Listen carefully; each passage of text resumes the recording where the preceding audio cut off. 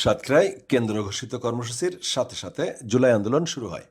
তবে ১৭ জুলাই থেকে আন্দোলনের গতি বাড়তে থাকে।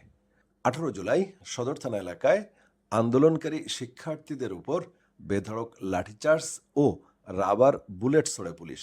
এতে কমপক্ষে ১০ জন আহত হয়।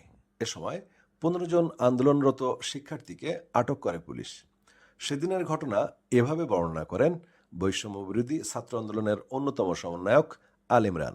তারপর থেকে কর্মসূচি পরবর্তী চলতে থাকে 18 তারিখ পর্যন্ত। এর মধ্যে ছাত্রলীগে হামলার শিকার হই 16 এবং 17 তারিখে, এবং আমাকে প্রাণনাশের হুমকি দেওয়া হয়।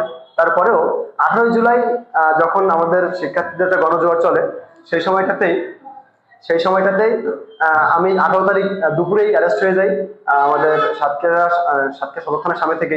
জুলাই আন্দোলনে সাতক্ষীরায় আহত হয়েছেন ১০৭ জন আর শহীদ হয়েছেন ৫ জন।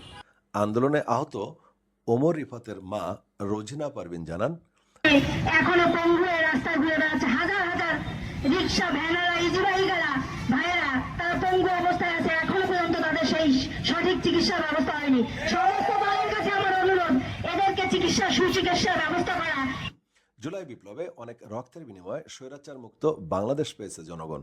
এবার সমৃদ্ধ দেশ গড়তে সবাইকে সহনশীল হতে হবে, এ প্রত্যাশা রাজনৈতিক বিশ্লেষকদের। সাতক্ষীরা থেকে আবুল কাশেম, বাংলাদেশ বেতার।